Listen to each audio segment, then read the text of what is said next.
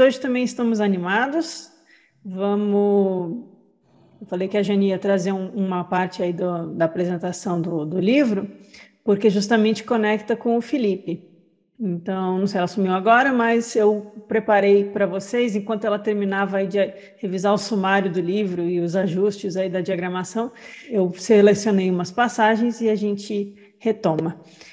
E eu vi que ficou várias questões, né, do nosso último estudo, que a gente foi lá para alquimia. Então, dependendo do tempo que sobrar, hoje eu tenho mais algumas coisinhas que eu acho que vocês vão gostar.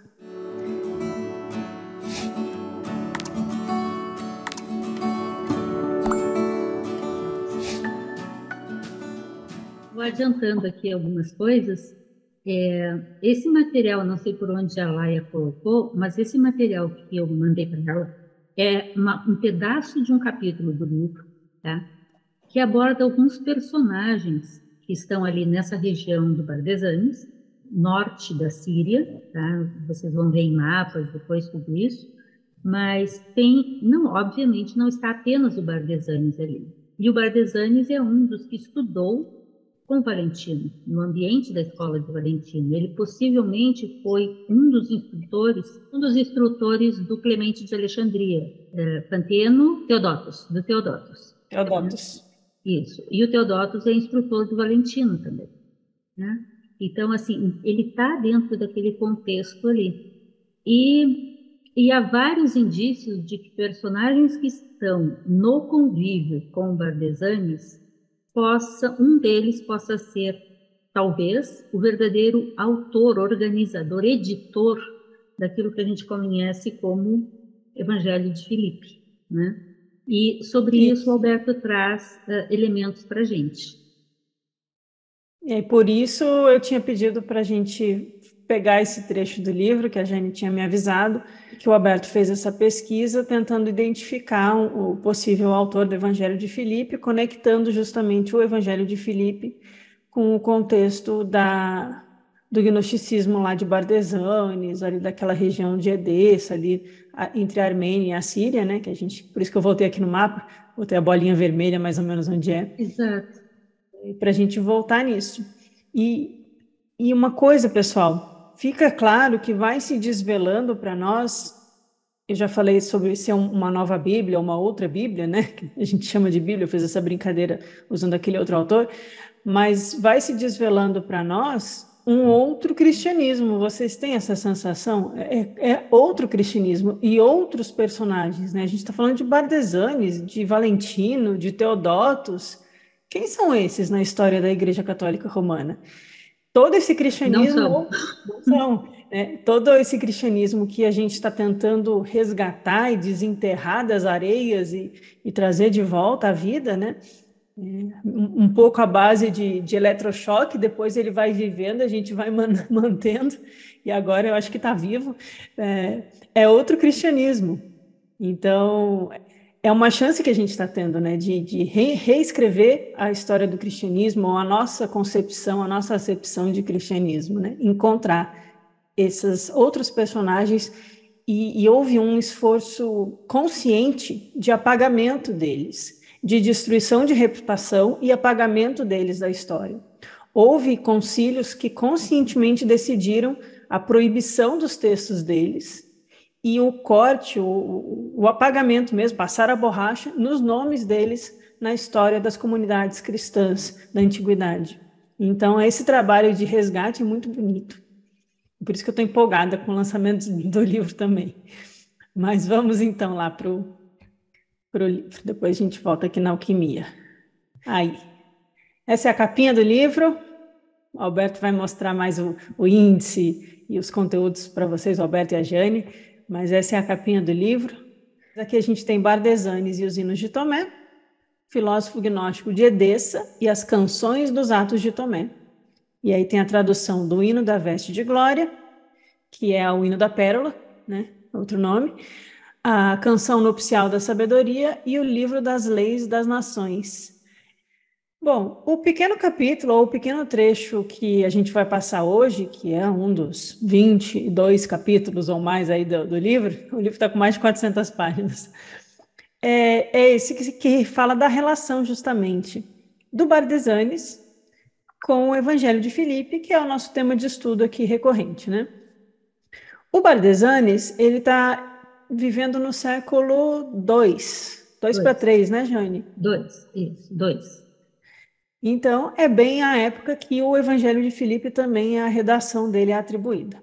Então, eu peguei alguns trechos, eu não trouxe o capítulo inteiro aqui para gente. Depois vocês veem no livro, mas peguei alguns trechos justamente para a gente deixar mais claro essa relação. Aqui o título é Axionicus, que é um personagem, é o nome de uma pessoa, de um gnóstico, tá? Axionicus, Bardesanes e o Evangelho de Filipe. Axionicus é um dos personagens do grupo que trabalha com Bardesanes, daquele contexto em que eles estão. E o Alberto sugere, comenta a possibilidade de Axionicus ser outro nome de um personagem ali, bastante reconhecido, e que tem essas mesmas características atribuídas ao Axionicus, né? Era um líder de um grupo de estudiosos do gnosticismo que é bastante criticado. E vocês vão ver nessa passagem que a Laia vai ler que o Alberto refere autores que dizem que o Axionicus poderia ser esse provável autor do Evangelho de Filipe como a gente o conhece. Um parênteses para chegar nisso, Laia.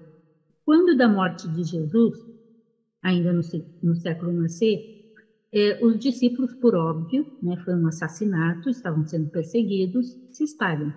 E alguns, como vocês já sabem, vão para o norte daquela região do Levante, né? Vão para a Síria e daí alguns ainda sobem mais.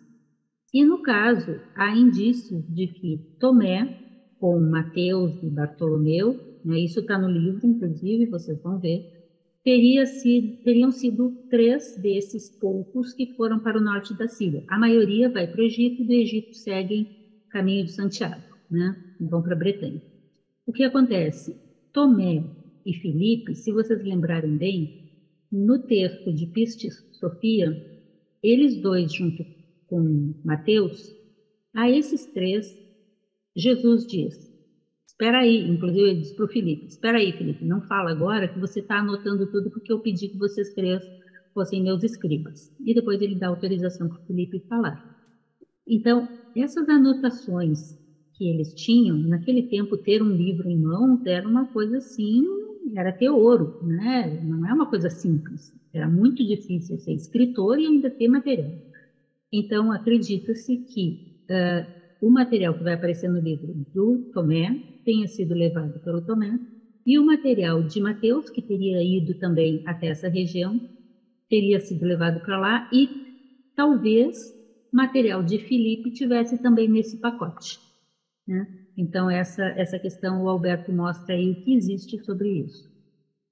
É interessante que em Pistis Sofia tem essa cena, é uma cena, né, de Jesus pedindo para Filipe e Mateus redigirem, seriam os escribas ali no momento, né? Então, corrobora com aquela ideia de que Filipe tenha deixado anotações, e aí, seja o Axionicus ou não, ou sendo ele, pega essas anotações e dá a forma de um evangelho de Filipe com uma nova redação, né? Então, vamos passar aqui no parágrafo. Nos estudos sobre o Evangelho de Filipe, presente na Biblioteca Gnóstica de Nag Hammadi, é dito que esse texto teria origem no ambiente da escola de Valentino. E há autores que consideram que Axionicus possa ter sido o autor, redator, talvez usando os fragmentos de Filipe.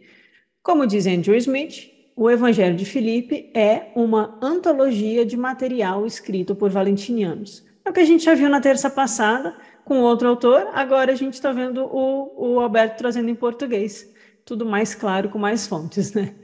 O texto seria uma compilação com uma certa segurança, segundo R. Wilson, cuja origem pode ser localizada na escola de Valentino, pois há passagens que pressupõem o Evangelho da Verdade de Valentino, que foi escrito em torno de 140 DC. O que eu queria destacar aqui desse parágrafo é justamente isso. Tem passagens no Evangelho de Filipe que meio que tratam do mesmo assunto, ou ele coloca pressupõe, né? Por quê? Porque se refere a algo que já foi dito ali no Evangelho da Verdade. O Evangelho da Verdade também é de Nag Hammadi. Está no Códice 1, se eu não me engano, que é o chamado Códice Jung. Então, se o Evangelho da Verdade foi escrito em torno de 140 e a gente vê essas conexões com o Evangelho de Filipe, isso facilita aqui a gente colocar o Evangelho de Filipe ali por 150, 160, que é onde a maioria dos estudiosos pensam que ele foi redigido.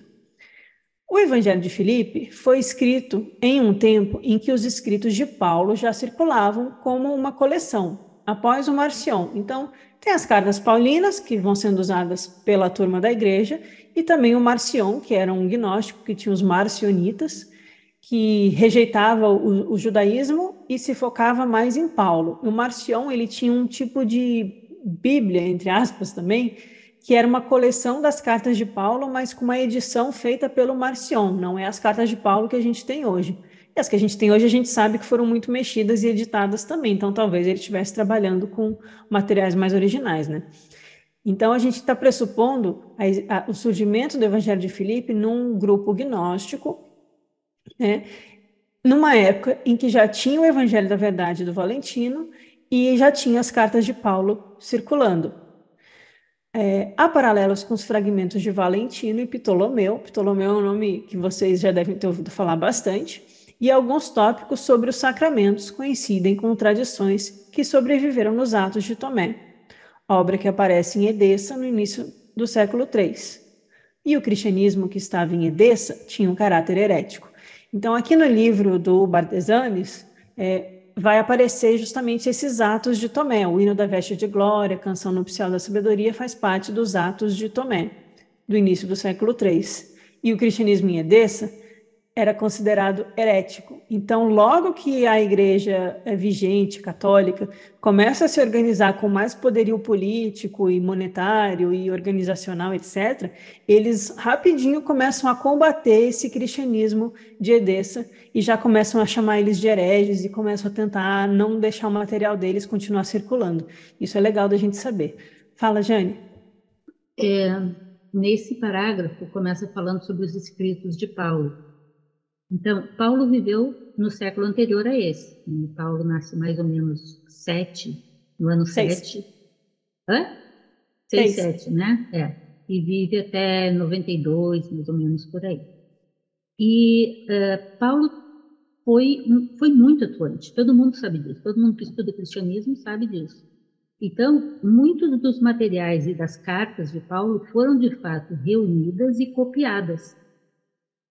E é mais ou menos nessa época que começa a surgir a tentativa de gerar por Irineu a Igreja Católica, ela ainda não está organizada, ela é nesse período que ela vai se organizando. Você está falando de logo depois da morte do Paulo, ano 100, ou você está falando da época que o Irineu escreve contra os hereges em 180? As duas coisas. O material do Paulo, quando morre, exato, ele vai sendo copiado, recopiado e repassado. É assim que as coisas eram divulgadas na época, não tinha WhatsApp, né? Então, nem Facebook, etc. Né? O material era disseminado por meio de cópias, né? E essas cópias de Paulo, assim como as cópias de João, foram bastante dentro do contexto, né? Tinham alguma divulgação. Então, quando a igreja começa a se formar, a igreja católica começa a se formar, ela e o grupo dos valentinianos entram em choque. A princípio não muito, mas depois as coisas ficam feias, né? Mas eles entram em choque diretamente. A Elaine Pagels, inclusive, comenta que o Irineu e os valentinianos se batiam. Sim, eles estavam nos mesmos ambientes, com materiais semelhantes, mas interpretações distintas. Uma delas, a Laia com frequência comenta, que imagina, entre os valentinianos até as mulheres falavam, né? Enquanto que depois formada Igreja Católica, essas permissões não eram dadas a qualquer um. O que acontece? O material de Paulo era bem disseminado. Então, a igreja começou tentando retirá-lo do contexto. Como ela não conseguia, sabe aquela questão? Se você não consegue brigar contra, se associe com eles. Então, ela trouxe Paulo para dentro. E aí criou aquela invenção dos Saulo, que era perseguidor de cristãos. Isso tudo é papagaiada, tá? Mas tudo bem se alguém considero que seja assim, respeito. Para mim não faz sentido, do que eu conheço da história de Paulo. E esse material de Paulo, ele contempla as buscas que na região ali de Bardesanes eram feitas em relação ao verdadeiro cristianismo. Então, o material de Paulo também está sendo conhecido por ali, né? E aí, quando a igreja então se forma, ela não podia ignorar a existência desse material, então foram adaptados. E se vocês já tiveram a oportunidade de estudar um pouco mais, até os ortodoxos, sobre as cartas paulinas, muitos mostram essa carta é fiel, é verdadeira, essa carta não é, né? Porque isso realmente está ali misturado. E daí surge o Evangelho de Filipe no meio desse grande debate entre ortodoxia, Irineu da Patrística, etc., e os valentinianos e a escola de Bardesanes. A escola de Bardesanes a gente ouve falar muito pouco. Quando a gente procura sobre... Antes de existir meu canal, vou me dar um pouquinho desse mérito, porque eu sei que muita coisa aumentou agora nos últimos 2 anos, mas antes de existir o canal, se você procura sobre gnosticismo na internet, você acha o Evangelho de Tomé, referências sobre como Matrix se baseou nos gnósticos e tal. Não vai muito além disso. Jung gostava dos gnósticos e ficava um pouco nisso. E pouca gente falava do Bardesanes, né? Tanto que em português não tem material sobre Bardesanes. Esse vai ser o primeiro. Então, pouco se falava sobre Bardesanes e a sua escola. Só que isso é muito importante, gente. Era um grupo muito grande e muito atuante. Tão importante que a gente vai encontrar filósofos citando Bardesanes, filósofos famosos, tipo Porfírio, que foi o aluno e compilador das Enéidas de Plotino. Tem um capítulo que o Alberto vai tratar da relação de Porfírio com Bardesanes. Tem nos textos do Porfírio menções a Bardesanes. Só que tudo isso foi apagado quando a igreja tomou o poder, né? Então, agora a gente pode rever, entender a importância do Bardesanes. Por isso que eu estou enfatizando trazer ele aqui também, né? Por isso o livro e tudo. Bom, próximo parágrafo. Teria então esse texto apócrifo valentiniano com o título Evangelho de Filipe, sua origem na Síria? A gente já trabalhou com essa hipótese com o autor da terça passada, né, que ele menciona a existência de terminologia dos termos siríacos dentro do texto do Evangelho de Filipe, e agora o Alberto reforça essa questão. Teria o poeta gnóstico, porque o Bardesanes escrevia poemas, hinos, é muito bonito, o poeta gnóstico Bardesanes tido conhecimento do Evangelho de Filipe? Uma sugestão de resposta está na informação de que o Evangelho de Tomé e o Evangelho de Filipe circularam na escola de Mani, fundador do maniqueísmo. A grande heresia para a igreja, os maniqueus é assim, é um troço, eles têm até medo, né? Eles têm pesadelo com os maniqueus, mas o maniqueísmo é lindo. Fala da cidade celestial, da presença da luz, de um respeito a Buda, Zoroastro e Jesus como irmãos de uma mesma fraternidade da luz, é muito lindo. Então, será que o Evangelho de Tomé e o Evangelho de Filipe circularam na escola de Mani, nas regiões da Síria e da Mesopotâmia? Uma outra sugestão é verificar pontos de contato entre tópicos do Evangelho de Filipe e temas presentes nos hinos do Atos de Tomé, que é o que a gente tem feito aqui com a ajuda da Jane, né? Porque a gente vai ver, né, aqui os exemplos, 2 bons exemplos que mostram essa relação de Filipe com Tomé, são a aproximação entre o Evangelho de Filipe e Bardesanes com os temas da veste, a veste de luz, a veste de glória e a câmara nupcial. A gente vem lendo aqui juntos o Evangelho de Filipe e já apareceu a tecedura da veste, o recebimento da veste de luz, o manto de glória, e a gente sabe, já viu até alguns trechos, que o Evangelho de Filipe vai falar do sacramento, sendo que o 5º sacramento e o último é a câmara nupcial. E a gente vai ter nos Atos de Tomé o hino da veste de glória e a canção nupcial da sabedoria. Então a gente vê o mesmo tema gnóstico, um no Evangelho de Filipe, o outro nos Atos de Tomé, e a gente encontra, né, às vezes a gente comenta aqui entre nós, porque a gente já estudou o Evangelho de Tomé, as pontes, né, que a gente consegue fazer. Então a gente vê com isso que vai se formando uma coesão gnóstica.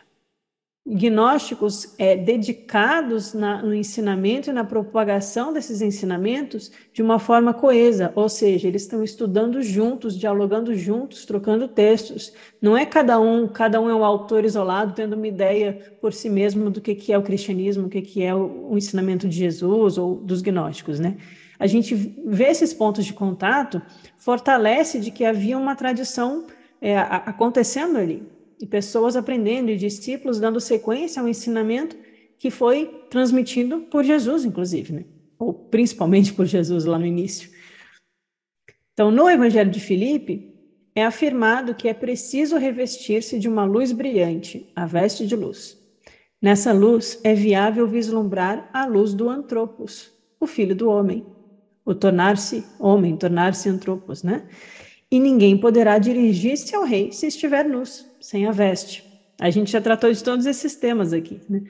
Os arcontes ou os poderes nada podem fazer contra aqueles que receberam e vestiram essa túnica protetora, que na tradição budista é conhecida como veste nirmanakaya. Na terça passada, a gente viu um trecho do Evangelho de Filipe e do Peixe Sofia, que fala que aquele que recebe o Espírito Santo, ou seja, recebe a dádiva da veste, ou tece a sua própria veste, se torna uma luz tão irradiante que os arcontes se ajoelham e deixam passar, né? E justamente essa ideia, que os arcontes não conseguem fazer nada com aquele que veste essa veste de luz, essa veste de glória, que aí o Roberto vai relacionar com a veste nirmanakaya no budismo, que é a veste que o Bodhisattva recebe após a libertação do samsara, e que permite que ele atue livremente no mundo, pois se torna vivo, né? Se torna com autodomínio, né? Ele não é mais sujeito aos poderes da morte, do entorpecimento, do esquecimento, tem domínio de si mesmo, de sua própria consciência, como um desperto. Então a gente vê um paralelo forte aí com o budismo. E a gente já viu aqui nos nossos estudos também. Os mistérios, aqui é continuando no livro do Bardesanes. Os mistérios da verdade são apresentados aos homens através de imagens ou arquétipos. Isso é uma frase que aparece no Evangelho da Verdade ou é aqui mesmo no Evangelho de Filipe? Que a verdade vem ao mundo em imagens e... No de Filipe. No de Filipe mesmo. No de Filipe diz que a verdade não vem ao mundo desnuda, mas envolta em símbolos. Vem como imagens, né? Então, é uma ideia do Evangelho de Filipe, de que há uma verdade detrás dessas imagens, desses arquétipos que se apresentam no mundo, porque o mundo precisa de um veículo, né? Não só nosso veículo como nosso corpo físico, mas o próprio pensamento, as formas de pensamento são veículos para as ideias, para as imagens divinas. Então, é uma ideia que o Evangelho de Filipe reforça, né? Que os mistérios da verdade são apresentados aos homens através de imagens. A verdade liberta. E se a ignorância é a escravidão, a gnosis é a libertação. Essa é a ideia gnóstica. Se a ignorância é a escravidão, a gnosis é a libertação. E como é dito no Evangelho da Verdade de Valentino, aquele que tem a gnosis da verdade é livre. Então, outro destaque no Evangelho de Filipe é o termo pleroma, como na sugestão de que, se beber da taça ou cálice da água da vida, entrará na plenitude, ou entrará no pleroma. Hans Martin Schenck, um dos editores da Biblioteca Gnóstica de Nag Hammadi, na Alemanha, realça, é um autor acadêmico importante, um dos editores de Nag Hammadi, realça a relação do Evangelho da Verdade com o Evangelho de Filipe. O Evangelho da Verdade é atribuído a Valentino, como se Valentino fosse o autor. O Evangelho de Filipe é um texto valentiniano, que tem relação com Tomé, lá com Bardesanes, né? A gente vai fazendo as conexões. Mas vejam que bonito. Outra ideia que a gente encontra em textos gnósticos é a ideia de beber no cálice da água da vida, e que aquele que bebe desse cálice recebe a verdadeira vida, adquire sabedoria, cura de todas as doenças, se torna imortal. Vocês já viram mitos que falam de um cálice que dá sabedoria, né? Até o Obelix caiu no caldeirão e ficou muito forte para o resto da vida, lá no Asterix, ou entre os celtas, né? E na literatura do Grau, no Rei Arthur, na busca Uma busca que é uma busca de uma jornada inteira de uma vida, que tem muitos inimigos, que tem enfrentamentos, que tem florestas, que tem jornadas que a gente se perde na floresta, e é preciso encontrar um castelo onde há cavaleiros da luz, e nesse castelo tem um rei que guarda um cálice, e esse cálice nos dá essa vida eterna, essa água da vida. Essa ideia já está nos gnósticos. Essa ideia chega na literatura do Grau por meios esotéricos, né, através dos templários, através de resquícios gnósticos, através dos cátaros. E a literatura é uma forma de tentar chegar na população sem ser destruído pela igreja e tocar as almas das almas gnósticas que vinham renascendo e precisavam reencontrar esse ensinamento, esse caminho, numa Europa dominada pela Igreja Católica Romana. Então, para quem gosta de Grau. E é interessante que todos esses buscadores, eles precisam usar uma armadura para poder chegar até lá. Sim. Que é um tema muito presente nessas tradições também, né? O uso da armadura. Uma veste especial. E tem a ver com as virtudes, né? O cavaleiro tem a justiça, a defesa dos mais fracos, a caridade, né? Tem todas aquelas questões. E é o serviço ao rei. No fim, acaba sendo o rei da luz, e não o rei do condado. Bom, se a imagem da câmara nupcial está no Evangelho de Filipe, e com ela há o tema dos sacramentos, e se a ideia da câmara nupcial é encontrada em Bardesanes, como no hino do casamento dos Atos de Tomé, veremos que há claras relações entre Bardesanes, o Evangelho de Filipe e os ensinamentos dos gnósticos Cuquites. Não sei como se pronuncia, mas isso é um nome de um grupo gnóstico. Isso nos leva a concluir que provavelmente houve um contato direto entre Cuc, ou Axionicus, entre parênteses, Bardesanes e o Evangelho de Filipe. Então, esse era o título desse capítulo, né? Axionicus é um personagem que ensinou o gnosticismo em Antioquia, entre o ano 175 e 225. E os Cuquites eram um grupo que seguia um tipo de gnosticismo samaritano-iraniano no século II. E por isso eu pus um mapinha aqui, para gente, que nem todo mundo está acostumado com pensar nessas regiões. E aqui é um mapa do século XII, eu pulei 1000 anos, mas mostra onde é que é Antioquia, esse em azul, e aqui em cima, ó, o condado de Edessa. Bardesanes era de Edessa, e esse grupo ensinou em Antioquia, mas tinha relação lá com o norte do Irã, e também com a Samaria, que é entre a Galileia e a Judéia.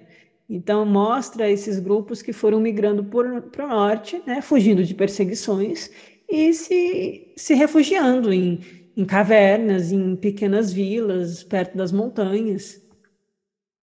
Esse personagem, Cook, ele é bem interessante. Eu também não o conhecia. Na verdade, ele surgiu para nós a partir do estudo para fazer o livro. E por isso o livro foi crescendo, crescendo, para a gente ir encontrando mais coisas. Esse personagem, que é o Axionicus, com o nome de Cook, né? Ele ficou bastante conhecido. Ele provém dessa região, como disse a Alay, ao norte do Irã, Armênia, para aqueles lados, e ele forma uma escola em torno dele, com as mesmas ideias de Bardesanes, mas são dois personagens, né? E Bardesanes e Cook é muito, muito, muito combatido pela igreja que está se formando, a igreja que vai ser a igreja católica depois. Porque ele tem uma linha bastante, eu não sei se eu posso dizer rígida, mas bastante intensa em termos de aquilo que é o correto, e produziu muito material, e há fortes indícios de que Axionicus é o sujeito vinculado à escola de Valentino, que está naquela região ali, e usando da linguagem, como a Laia apresentou na última reunião, daquela região, da linguagem dessa região aí, da Síria, da Turquia, né, desse condado de Edessa, ele produz esse material que a gente conhece como Evangelho de Filipe. Isso.